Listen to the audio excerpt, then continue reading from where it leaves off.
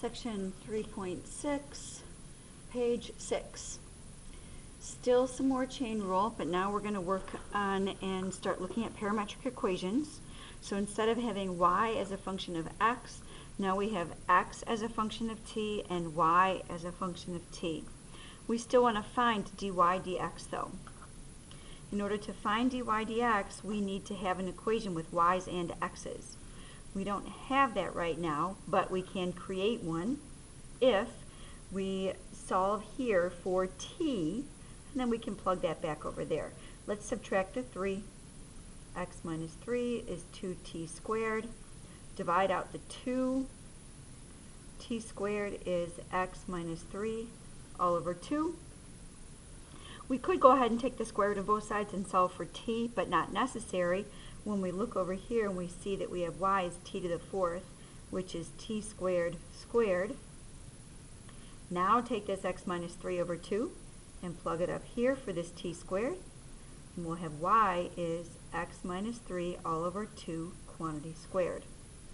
Now we have an equation, y equals something in terms of x, so we can do a derivative now, and we see a chain rule going on.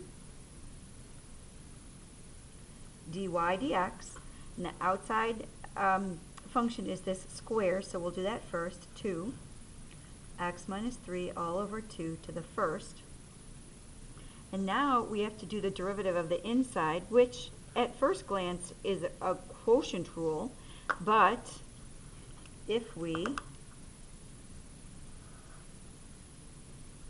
think about this x minus 3 over 2 as half x minus 3 halves, then easily and quickly we can see that the derivative is 1/2, and we avoid the quotient rule.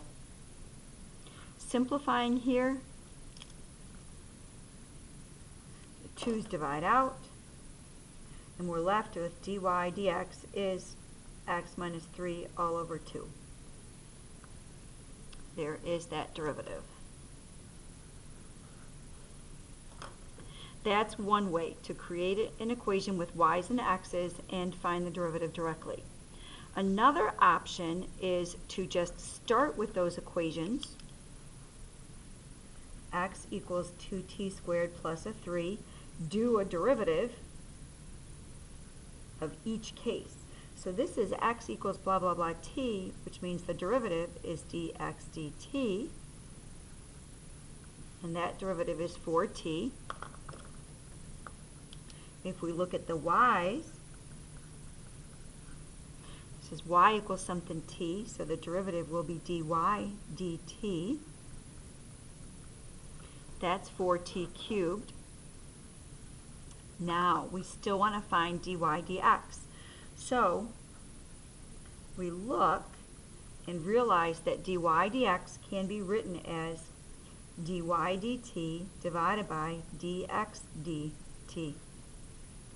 Do you remember that algebra skill? If we have complex fractions and the two denominators are the same, then they will cancel each other out, and we are left with dy over dx. Subbing in this information, dx dt, 4t, dy dt, 4t cubed, and this simplifies down to be t squared. So we have now, from all of this, is that dy dx is t squared. You have to be careful though. This, however, is dy dx in terms of t.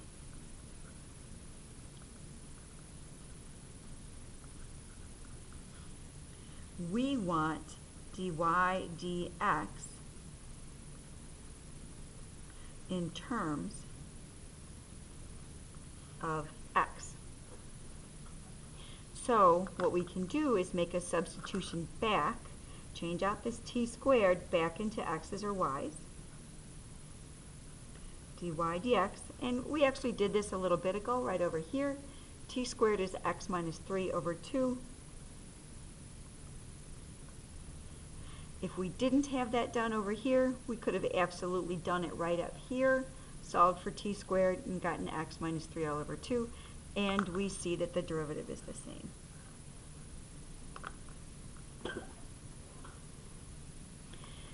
All right, sometimes we have functions that we can't get to be the same equation with y's and x's, or it's just too difficult to deal with those functions if we were to solve for x or y.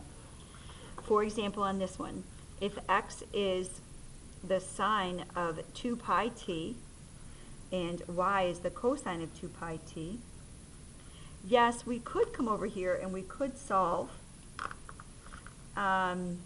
this x equals sine of 2 pi t. We could solve that for t, but that's going to involve doing the inverse sine of x. If we do that, then at some point when we combine those functions, we would have to have a derivative of inverse sine of x, and we can't do that yet. Let's wait till next week. So what we're going to have to do is attack these individually. And this is x in terms of t, so when we find that derivative, that's dx dt. We have a chain rule going on here, where the outsidemost function is sine, so the derivative there is cosine 2 pi t times the derivative of the inside, 2 pi, pulling that around front,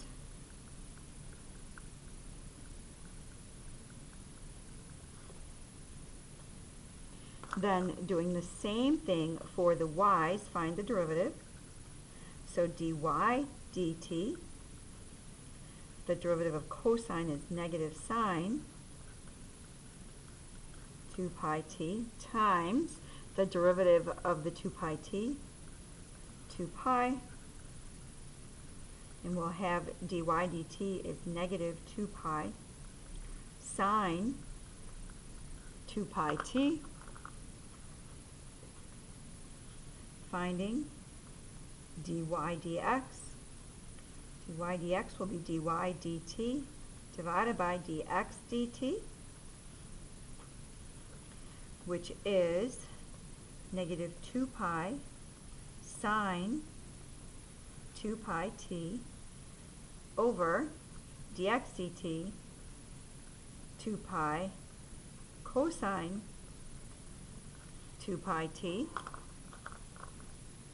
And we'll see these 2 pi's divide out, and we'll have negative sine 2 pi t divided by cosine 2 pi t. And again, this is dy dx in terms of t's. We want to be in terms of x's and y's.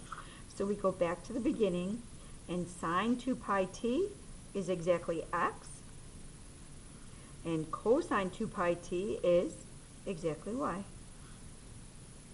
So we have dy dx is negative x over y. This is the first time that this has happened for you. Up until now, every time you have done a derivative, you just have it in terms of a single variable over here, generally x. Now we have our derivative in terms of x's and y's, and that's okay.